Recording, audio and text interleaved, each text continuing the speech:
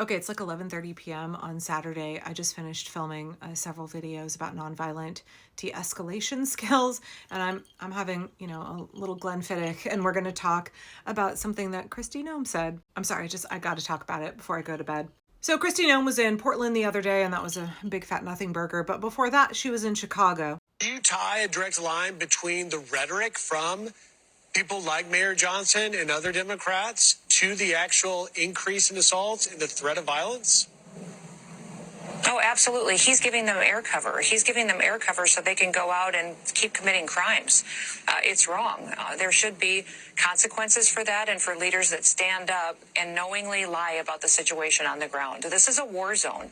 His city is a war zone, and he's lying so that criminals can go in there and destroy people's lives. Those individuals that live there are waking up to it. They understand that where we have gone, we've made it much more free. People are much safer. We've got 1,000 criminals that are off the streets of Chicago just because we've been there, not because of his help. And in fact, they don't even let our ICE officers and our Border Patrol officers use restrooms in facilities. Those men and women were telling us that they have to figure out even where they can go sit down for 5 minutes to have lunch or to use a restroom throughout their shift and their break. So they've made it a very difficult situation. Okay, I just want to remind you that every accusation from the regime is a confession. There is no war zone in Chicago. There's no war zone in Portland, Oregon. The American people are deeply opposed to what Donald Trump is doing in our cities. The propaganda is just like, right, it is the Joseph Goebbels plan of just like lie and lie and lie some more until the people start to accept it as true.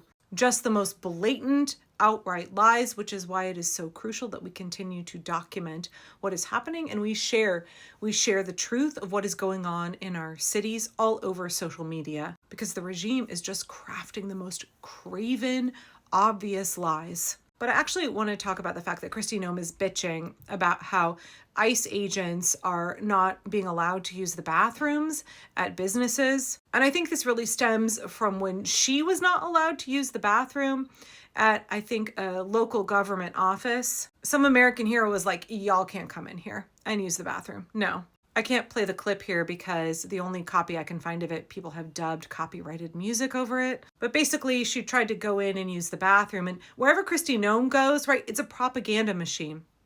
They are constantly trying to put out propaganda footage to try and spew their lies to the American people. So everywhere she goes, she's got a team of camera people behind her. So she tried to go in and use the bathroom at this building in Chicago, and they locked the door and were like, no, you can't come in here. And she was like real butthurt over it, real butthurt. Like, you think that Chicago is going to roll out the welcome wagon? You think they're going to treat you with kid gloves and there's going to be like a big like, yay, yay, Ice Barbie, yay, puppy killer gnome. No, they're not fucking going to do that. We didn't do it here in Portland either. But she's also complaining that establishments don't want to let ICE agents in to use the bathroom. And I saw a number of posts on social media earlier today that were like, oh, well, businesses have the right to refuse service. Yeah, but using the bathroom isn't even service. You have a right to refuse to let people use your bathroom at your business. How many places now, bathroom for customers only? But she also went on to say like, oh, ICE agents can't find anywhere to like buy a sandwich and sit down and eat. Right, so then there's that argument of like, oh, well, you can refuse service to anybody, right? I don't have to feed you. I don't have to sell you my product. But I think it's actually more than that, because I was watching this like, oh, ICE agents are mad that businesses don't want to sell them food. They don't want them eating in their restaurants. And it really reminded me of the Third Amendment. The Third Amendment to the United States Constitution says, no soldier shall in time of peace be quartered in any house without the consent of the owner, nor in time of war, but in a manner to be prescribed by law. And I was thinking about this, like, Americans do not owe Donald Trump's paramilitary, brown shirt, Gestapo, ICE agents any of our business. We don't owe them service in our establishments. We do not owe them quarter in our homes. Now, I'm not a lawyer here, so I don't technically know all of the legal aspects of like when a business has a right to refuse service. But it just got me thinking about this greater issue of the Third Amendment because, since Trump took office, I've really spent a lot of time on the Brennan Center for Justice's website, reading up on all of the legal issues, trying to educate myself, because we've really got to know our rights. And I think a lot of that is becoming a little bit of a nerd about legal history, case history, legal precedent in this country. So I spent a lot of time on the Brennan Center for Justice's website reading through their old articles. And several weeks ago, I came across an article from 2022, 2023 maybe, that talked about the Third Amendment as a dead portion of the Constitution. Like something that's irrelevant in the United States in modern times. Like, oh, we would never try and force Americans to house and feed soldiers. Yeah, that was necessary when people were forced to take British soldiers and put them in their homes. But that would never happen here. So I was watching this interview with Kristi Noem, where she was like, oh, they're not letting our ICE agents have anywhere to eat.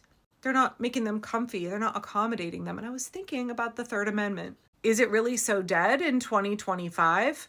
Right, the Brennan piece was talking about how we should rewrite it and update it to make it more useful in modern times. Seems like it might be relevant now. Yeah, who knows? During this government shutdown, these guys are not being paid. Donald Trump has already said he's going to try and find ways to not give our federal employees, including law enforcement, back pay, which is, of course, illegal. And I think that the Federal Employees Union is already looking at suing over that.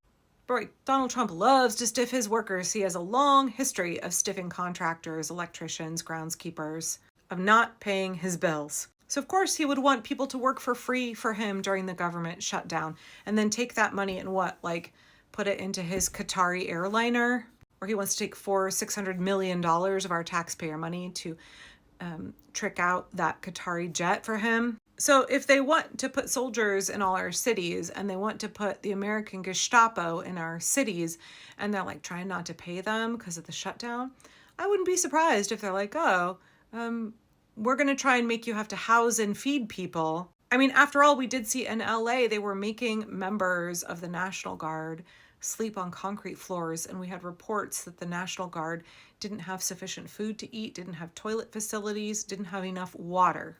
Trump has tremendous disrespect for our legitimate service members. I think he only really cares about the Proud Boys and Oath Keepers who work for ICE, and only because they serve a purpose for him, only because they offer a tremendous amount of utility for him to try and advance his authoritarian agenda. But when it comes to our actual legitimate service members that he is using as political pawns, tremendous disrespect, neglect of them. So I don't actually think the Third Amendment is that dead. I think it's actually really kind of fascinating to think back on why this was such an important part of our founding fathers' desire to include in our protected rights when we're living in an age where Donald Trump is trying to trample on all of those rights. He's trying to be able to do whatever he wants with impunity. Stephen Miller said he thought that Trump should get plenary power, plenary authority. Stephen Miller wants to shred the Constitution and set it on fire. He wants to make Donald Trump a king, but that's really because, right, he knows Donald Trump has the dwindle. Stephen Miller is deeply, deeply unpopular. He's pretty universally hated by everybody, but he wants to be the puppet master, right? Pulling all the strings, instituting his horrible, coercive, controlling, brutal white supremacist vision for this country. I would say, I don't know what girl rejected him, or I don't know how mean his daddy was to him. I don't know what his issues are. Men will do anything besides get a therapist. They will literally destroy American democracy rather than go to therapy. But I have a bunch of old footage of Stephen Miller in high school, and he was already on this path when he was still a teenager. So I don't know how much of that is nature versus nurture. But I'm sure Stephen Miller would love to force you to house soldiers in your home and pay to feed them, pay for them to oppress your neighbors. Are we great again? Yeah, America? Is this the vision of America that we want? Is this land of the free, home of the brave?